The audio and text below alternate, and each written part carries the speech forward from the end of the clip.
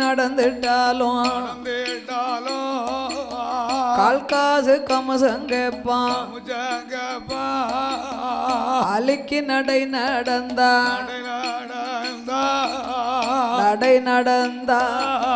அதுக்கு ஒரு கமசங்கப்பான்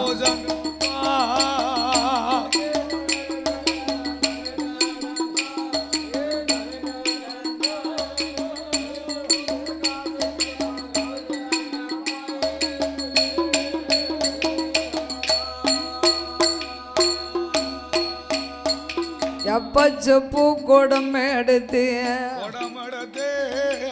சிலது பெண்கள் வந்தாரானா சில காசும் கம்சங்கப்பா பிறந்தாலும் கம்சம் உண்டு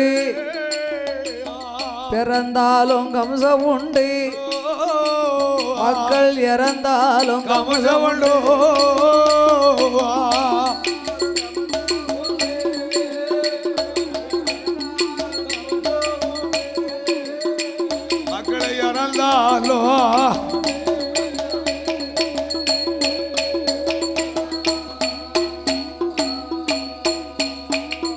அப்பேற்பட்ட கம்சமுடி ராஜ மன்னன் கருபுரமாம் பட்டணத்திலே நல்லதண்ணி கிணத்துலலாம் நஞ்சை இடிச்சு கலந்துருவான். அப்பந்தான் அங்க வருவாங்க. அவனுடைய அரண்மனையில ஒரு குடத்துக்கு இத்தனை ரூபான்னு வாங்கிக்கலாம். அரண்மனையில தண்ணியை கூட வடிகட்டி தான் கொடுப்பானா. தூசி எதுவும் கூட அவன் அரண்மனையில இருந்து போயிடக்கூடாது. அப்பேற்பட்ட கம்சராசனுக்கு தங்கைமார்கள் 2 பேர்கள். மூத்தவள் பூதகி, இளையவா தேவகி. பூதகி 7 மலை உயரம், வெவிளாமரம் மாதிரி கைகாலு, மலம் பாம்பு மாதிரி அவ பருவ உடல். அப்பேற்பட்ட பூதகியை ஊருக்கு அப்பால் ஒரு கல்லறையை கட்டி அந்த கல்லறையிலே பூதகி அடைத்து வைத்தா. எப்ப எனக்கு ஆபத்து வந்தாலும் அப்ப வந்து உதவணும்னா. என்னைக்கு அண்ணனுக்கு ஆபத்து வருதோ அன்னைக்கு தான் உதவணுமா. கம்சராசனுக்கு இன்னொரு தங்கை இருந்தா. யாரு? அவதான் இளையவா தேவகி. தேவகி பெண்குடியா? அந்த தேவகி பெண்ணானவா பெண்ணுக்கானா பெண்ணழகி, பெண்ணுக்கு பெண்ணழகிய கமசந்தங்க தேவகியா தேடை கொண்ட மயிலழகி, அவ கண்ணுக்கு கண்ணழகி கண்ணழகி, காது மூக்கு வடிவழகி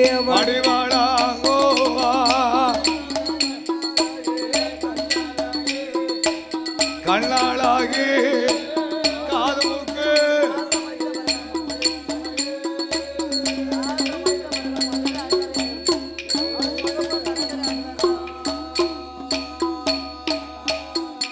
அவ 16 வயதுக்குள்ள பக்குவதி பெண்ணுமாகி ஊத்து நிறைந்திருந்தா. புஷ்பவதி பெண்ணுமானா அள்ளி மலர் பூத்தது போல் அருமமாக பூத்திருந்தா. பிச்சி மலர் பூத்தது கொடியும் பூத்திருந்தா.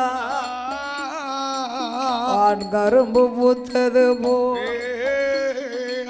வனக்கிளியும் பூத்திருந்தா. சேன் கரும்பு பூத்தது போ சேயிலையால் பூத்திருந்தா. மலர் பூத்தது போல் பொய்குழலால் பூத்திருந்தா. ரோஜா பூ பூத்தது போல் பூத்ததை ராஜாத்தி பூத்திருந்தா.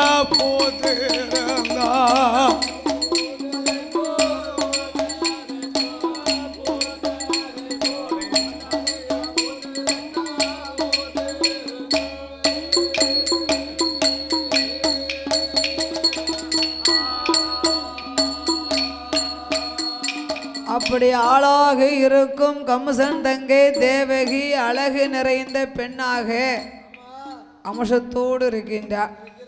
பார்த்தான் கம்சராஜன், நம்ம தங்கச்சி இம்பிட்டு அழகா இருக்காளே, காலகாலம் இவளை கட்டி கொடுத்து கல்யாண கோலத்தை கண்ணால பார்க்கணும்.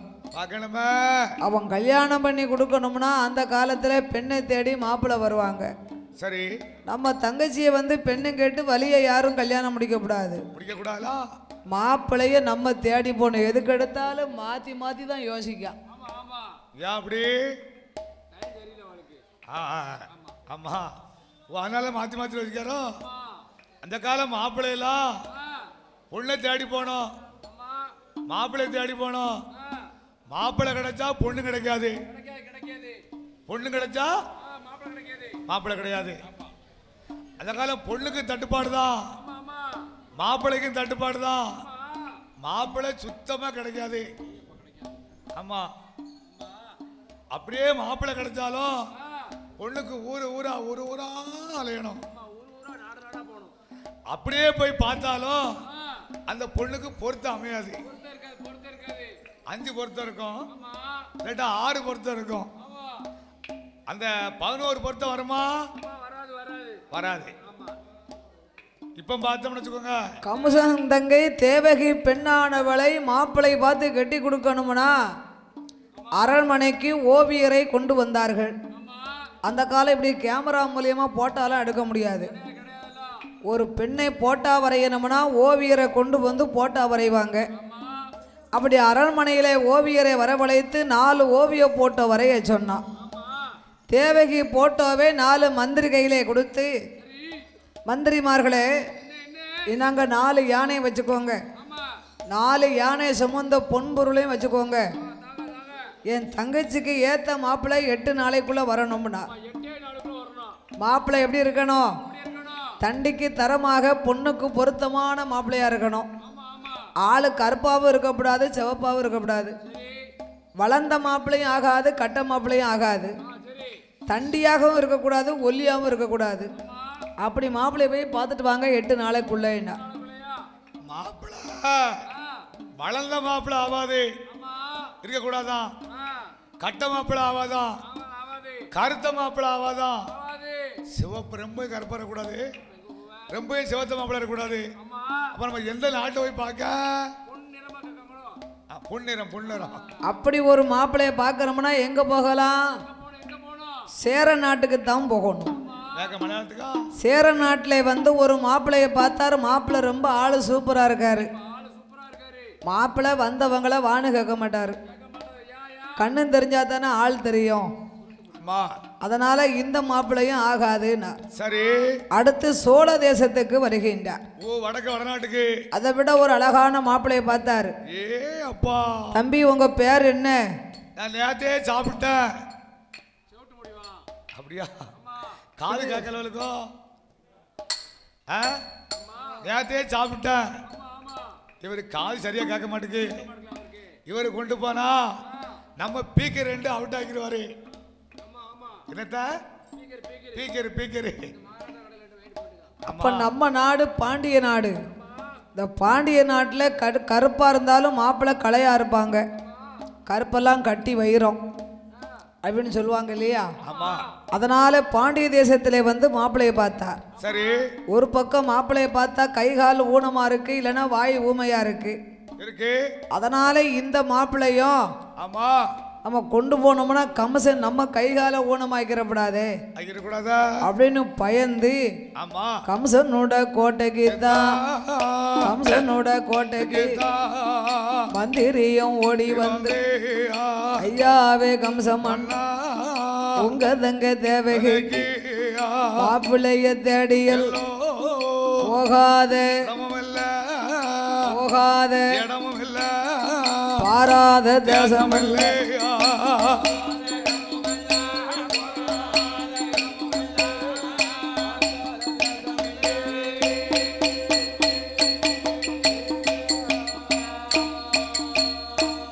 ஐயா மந்திரிமார்களே, போன இடத்துலலாம் மாப்பிள்ளை சரியில்லைங்கியல, என் தங்கச்சிக்கு இந்த ஜென்மத்துல கல்யாணம் ஆகுமா ஆகாதா? நடக்குமா நடக்காதா அப்படின்னு சாதகம்தான் பார்க்கணும். ஆமா நம்ம நாட்டில் எத்தனை சோசியர் இருக்காங்களோ அத்தனை சோசியருக்கும் பறையோசி அடித்து அழைச்சிட்டு வாங்க. கம்சராசனுடைய ஆட்சியில் 1000 சோசியர்கள், அதில் 999 பேர் வந்தாச்சு. வந்தவங்கெல்லாம் அந்த கம்சராசனுக்கு நல்லதை சொன்னால் பிடிக்காது. அவன் ஏற்கனவே கஞ்ச கம்சம்ல, உண்மையை சொன்னால் பொய்யா நினைப்பான், பொய் சொன்னா தான் அவனுக்கு உண்மையாக தெரியும். பார்த்துக்கோங்க, உண்மை என்னைக்கும் அவனுக்கு பொய்யாத்தான் தெரியும். அதனால் கம்சராஜ சோசியர் அத்தனை பேர்களும் வந்தவங்கெல்லாம் மாப்பிள்ளை இல்லை இல்லைன்ட்டு போனாங்க. பொய் சொன்னவங்களுக்கெல்லாம் அள்ளி அள்ளி கொடுத்தான். 1000வது சோசியர் காசி வேதியர் கல்யாணி ஆச்சு. அவர் 2 பேருக்கும் அன்னைக்கு பார்க்க 60ஆம் கல்யாணம். 2 முடிச்சு போட்டிருக்காங்க. புதுசாக கல்யாணம் இல்லை, 60ஆம் கல்யாணம். 3வது முடிச்சு போடணும். கம்சன் அனுப்பிய ஓலையும் போய் கையில் சேருது. ஏ கல்யாணி, கம்சராசன் கோட்டையில் இருந்து ஓலை வந்திருக்கம்மா, தான் போகலன்னு வை, என் கழுத்தை அறுத்தாலும் அறுத்துருவான், போயிட்டு வாரேனம்மா. சுவாமி, எனக்கு 2 முடிச்சு போட்டிகளே, இன்னும் ஒரு முடிச்சு எனக்கு யார் போடுவா? நீ அதை பத்தி பயப்படாதம்மா. அடியே பாதவத்தி, ஐயர ஆத்துல போகும்போது ஆட்சி குடும்பி போதுன்னு கவலைப்பட்ட கதையா இருக்கடி. 8 நாள் வரைக்கும் பொறுத்திருந்து நான் வந்தா சேர்த்துக்கோ, வர்ணெல்லாம் விட்டு தள்ளு தள்ளு தள்ளு. 8வது நாளையிலே நான் வரலையானா ஆமா தாலிய கலத்திரு, கலத்திக்கம்மா, தலைய மொட்டை அடிச்சுக்கோ, மொட்டையை போட்டுக்க தலையா, வெள்ள உடுத்திக்கோ, நீ வீட்டுக்குள்ள இருந்துக்கோ. ஆமோ சுவாமி, நீங்க அப்படியெல்லாம் பயப்படாதங்க.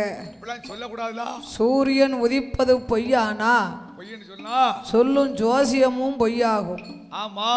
சந்திரன் உதிப்பை பொய்யானா சொன்னா நான் சொல்லும் ஜாதகமும் பொய்யாகும்.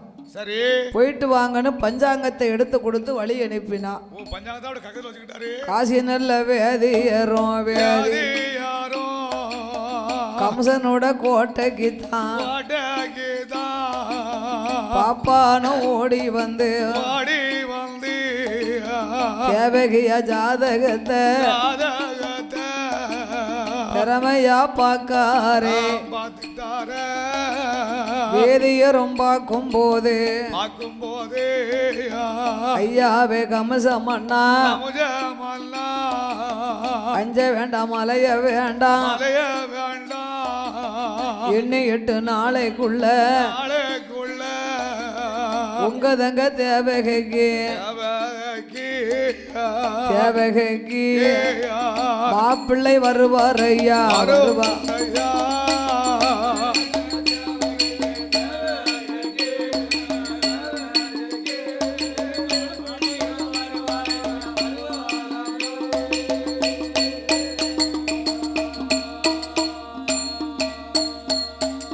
அந்த வேதியரும் சொன்ன போது சொல்லுவாராம் கம்சராஜ, வந்தவங்கெல்லாம் மாப்பிள்ளை இல்லை இல்லைன்ட்டு போயிட்டாங்க. இவருக்கு மட்டும் 8 நாளைக்குள்ள மாப்பிள்ளை எங்க இருந்து வராரு? மாப்பிள்ளை வாரது வரைக்கும் பிடிச்ச அடங்க இவரை கல்லறையிலேடா. வேதியரே கல்லறையிலே அடைத்தார்கள். கல்லறைக்குள்ள பாம்பு, பச்சி, தேளி, நட்டுவக்காளி எல்லாம் இருக்கு. மாப்பிள்ளை வாரது வரைக்கும் பச்சை தண்ணி கொடுக்கப்படாதுன்னு வச்சாங்க. அந்த நேரத்தில் கம்சராஜனுடைய கோட்டைக்குள்ள தன் கோட்டைக்கெல்லாம் வந்து 8வது நாளையிலே மாப்பிள்ளை வருகின்றார். ஆமையா, மாப்பிள்ளை எங்க இருந்து வராரு? மாப்பிள்ளை எங்க இருந்து வரா தெரியுமா? சூரநாடு தன்னாதியிலே சூரராஜன் சூரவள்ளி கம்சராசனுக்கு அப்பா கூட பிறந்த அத்தை. சூறாவள்ளி சூறாவளி சூறாவளி சூரராஜன் அம்மா கூட பிறந்த தாய் மாமா. சரி, பொண்ணும் கொடுத்து பொண்ணு எடுத்த சம்பந்தம். ஐயா, அப்படி இருக்க இந்த சூறாவளி பெண்கொடியால் ஆமா கர்ப்பம் தரித்த 6 மாதம் ஆச்சு. 6 மாதம் ஆச்சா? 6வது மாதத்துல ஆமா. இந்த மாப்பிள்ளை 8ஆம் நாளையில வரக்கூடிய மாப்பிள்ளை கம்சராஜனுக்கு சொந்த தாய்மாமா மகன் வசுதேவன். ஓ வசுதேவனா? தாய் வயிற்றில் ஜனித்த 6ஆம் மாதம் தந்தை மாண்டு போனார். ஓ அவர் போய் சேர்ந்தாரா? பிறந்த 6 மாதமாச்சு பெத்தவளும் ஆண்டு போனா. ஆமா. அடுத்த வீட்டு பாட்டி கம்சராஜனுடைய சின்ன பேத்தியா. ஓ சின்ன பேத்தியா? சின்ன பேத்தியா? எடுத்து வளர்த்தா 6 வயசாச்சு, பாட்டியும் போய் சேர்ந்துட்டா. அந்த கிளையும் போய் சேர்ந்தாளா? இனி நாம் இருந்தால் இழப்பம், இறந்தாலும் குற்றமில்லை என்று கடலுக்குள் மாண்டு மடியணும்னு வந்துகிட்டு இருக்கான். ஆமா. கடலுக்குள்ளே வாழ்ந்து வருகின்றார்கள் கடல் அரசனும் கடல் ராணியும். சரி. பிள்ளை இல்லாமல் வசுதேவனை எடுத்து வளர்த்து வந்தார்கள். ஆமா. 21 வயசாச்சு. வயசாச்சு. வசுதேவனுக்கு பெண்ணும் பார்த்து கல்யாணம் முடிக்கணும்னு பேசிக்கிட்டு இருந்தா. அப்பதான் சொல்லியிருக்கா. ஒரு வாய் சோத்தள்ளி வாயில வச்சா படக்குன்னு விக்கி செத்து போனான். இப்ப அந்த சாவு யாரு கிடைக்கும்? சுவாரிவிக்கு சாவு இல்லைலாம், அதெல்லாம் கொடுத்து வச்சிருக்கணும். படகுனு சீவம் பிரியாதா? கடல் அரசன் கோபம் கொண்டு நீ இருந்தையானாய் என் உயிருக்கு ஆபத்து, வீட்டை விட்டு வெளியே போன்னு விரட்டினார். ஆமா. இனி நம்ம யாரு கூப்பிட்டாலும் போகக்கூடாது என்று சமுத்திரத்தில் வாழ் ஒன்றி வாழலே உயிரமாக்க வாராம். ஐயோ தெய்வமே. அப்பந்தான் ஆகாயவாணி வசுதேவனே, இவன் உயிரோட இருந்தா தான் கம்சனை கொல்ல முடியும், சமாதானம் செய்ய முடியும். வாய்வி தேவன் மகிமையினாலே அப்பா உனக்கு மரண யோகம் இல்லை, கிடையாதப்பா, மாலை பூக்கும் யோகம் வந்து விட்டது என்று கம்சராஜனுடைய கோட்டைக்குள் அழைத்து வந்தார்கள். ஆமா. கம்சராஜன் கீழக்கோட்டை வாசலுக்கு வருகிறார். சூரிய பிரகாசம் போல் நிற்கின்றார் வசுதேவன். கிழக்க பார்த்தா ஜெகஜோதி அணிக்காரா? யோ நீ யாரியா, எங்கிருந்து வந்தீரு, ஊர் என்ன, பேரு என்ன, நாடு என்ன, அவரம் என்ன? வசுதேவன் உண்மையை சொன்னார். சரி. நீ எங்க அத்தை பையனா? ஆமா. உன்னைய மாதிரி மாப்பிள்ளை இல்லாம தானையா ஏங்கிக்கிட்டு இருக்கோம். இதனால இது வரைக்கும் தவிச்சுக்கிட்டா இருந்தோம். மந்திரிமார்களை அழைத்தார். சரி. மைத்துனருக்கு அன்ன ஆகாரம் எல்லாம் கொடுத்து ஓசரித்து கொட்டு மேல முழக்கத்தோட ஆமா தங்க தாம்பலத்திலே மாணிக்க மாலையை வைத்து வைத்து சோசியரு உயிரோடு இருந்தா உடனே குடிக்கிட்டு வாங்க. ஆமா. அப்போ மந்திரிமார்கள் எல்லாம் கொட்டு மேல முழக்கத்தோட சோசியரை அழைக்க வராங்க. என்ன கொட்டு சத்தம் கேட்ட உடனே ஐயருக்கு குடலை புடுங்குது. அந்த குடலை மேலைங்களையும் மேலைங்களும் அப்படியே பெரட்டிக்கிட்டு வருது. கொட்டு சத்தம் தட்டுனாங்கல்ல, இவருக்கு குடலை பெரட்டுது. இன்னைக்கு நம்மள என்ன செய்ய போறாரோ தெரியலையா? மேல தாளத்தோட கூட்டு வராங்க, கொட்டு வர சத்தம் கேக்கு. ஆமா. அப்படின்னு மனசை போட்டு பேதரிக்காரு. கொல்லாம விட மாட்டாம இருக்கும். ஆமா. அந்த குடலை மேலையங்களையும் பெறட்டால ஒரு பயன் தானே. கதவை திறந்து பார்த்தாங்க. வேதியரை எப்படி வச்சிருந்தாங்களோ அப்படியே இருக்காரு. எப்படி அடைச்சாங்களோ அதே மாதிரி இருக்காரு.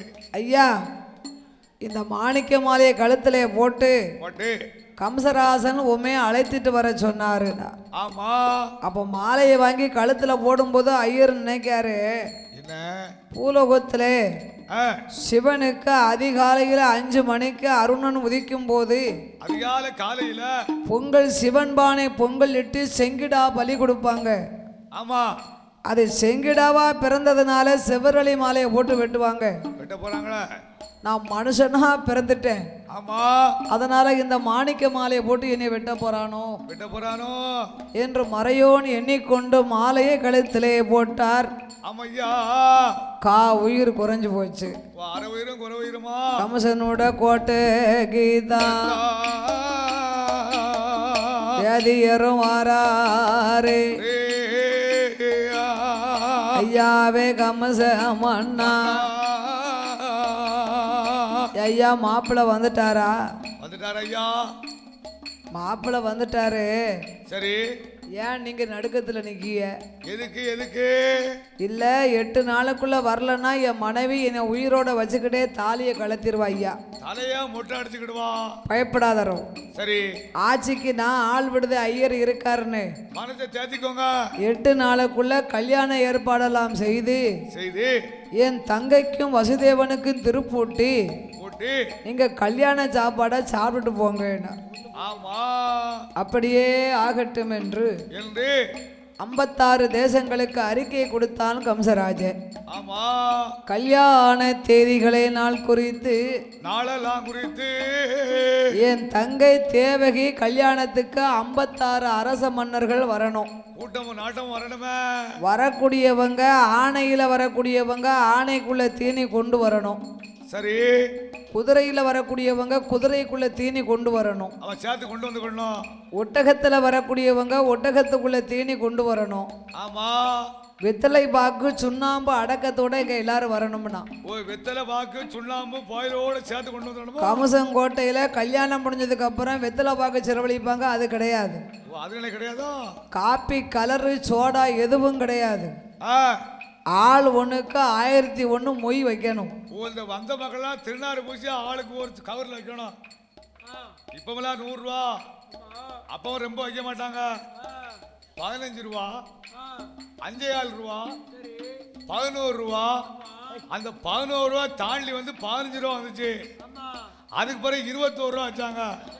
பிறகு 25 கவர்ல வச்சாங்க. அதுக்கு பிறகு 51. அந்த 51 முடிஞ்சு 100 ரூபா வந்துச்சு. எவ்வளவு? 100 ரூபா. இப்ப 100 ரூபா வச்சா பிசிக்கிட்டு பார்ப்பாங்க, என்ன 100 ரூபா வச்சிருக்காங்க.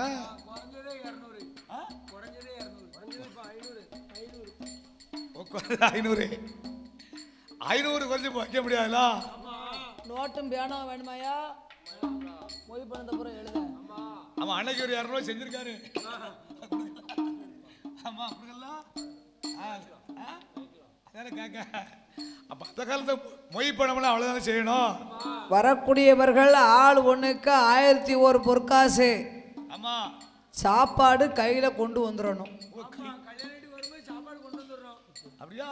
ஆமா. என் கோட்டையில என்னுடைய இடத்துல சாப்பாடெல்லாம் கிடையாது. சோடா காப்பி கலர் எல்லாம் இங்க கிடையாது. வெத்தலை பாக்கு சுண்ணாம்பு போயில எல்லாம் இங்க கிடையாது. இத காதல கேட்டு யாரும் வராம இருந்திய தலைகீழ கட்டி தொங்க விட்டுருவேன். ஆட்டை தலைகளை கட்டி தோலை வரைப்பாங்க. அதே மாதிரியானா? அவனே கம்சராஜமலா. இத காதல கேட்டு யாரு போகாம இருப்பா? 56 அரச மன்னர்களும் வருகின்றார்கள். கருவுருமா நகரத்தையே அலங்கரித்து தேவகையவும் வசுதேவனையும் மணபட பந்தலே வைத்து ஆண்டவனை சாட்சியாக திருப்பூட்டினார்கள். கல்யாணம் முடிந்த அவங்க கொண்டு வந்த மொய் பணத்தை எழுதுனாங்க. கெட்டிச்சோறு 8 நாள் ஆச்சு. ஊசி வீசுது. கெட்டிச்சாதத்தை அவுத்தார்கள். சிலவங்க கெட்டிச்சோறுனா புளியோதரை போட்டு கொண்டு வருவாங்க. சிலவங்க சோத்தை பொங்கி காணத்தொவையில கடை. ஏன்னா இந்த காணத்தொவையா வந்து ஒரு நாளா தாக்கு பிடிக்கும். மறுநாள் ஊசிரும் காணத்தொவையா. மறுநாளா விடியாக்கால 7 மணிக்கு அரைச்சா 10 மணி வரைக்கும் தான் அதுக்கு டயம். அது மிச்சில அரைச்சோம்னு வச்சுக்கோங்க, உடனே ஊசிரும். அம்மியில வச்சு அரைக்கணும். இந்த காணம் உளுந்து சிறுபயிறு பெரும்பயத்துக்கு புளி வைக்க மாட்டோம்ல, அதனால அது சீக்கிரம் கெட்டு போயிடும். அப்ப அந்த புளி வச்சு அரைக்கணும்ல. அந்த புளி வச்சு அரைச்சா ஒரு 2 நாளைக்கு தாக்கு பிடிக்கும். இவதான் புளியை வச்சு அரைக்க மாட்டாளா? நேற்று மல்லித்தவையை கொண்டு போட போய் தான் 3 நாள் சாப்பிட்டுருக்கோம். 3ஆம் பக்கம் பூசணம் பத்துருச்சு. கையை விட்டு எடுத்துக்கிட்டே இருந்தா பூசணம் பக்காது. அவ்வளோ அதானே அதானுங்க ஆப்பே போட்டு வலிச்சம் எடுத்துட மாட்டோமா? அப்படி கெட்டி சாதத்தை எடுத்தாங்க. ஊசி வீசுது. ஏ அப்பா. கம்சராசன் பார்த்தான். என்ன? வந்தவங்களை பார்த்தா வெளியூர் ஆளா தெரியும்.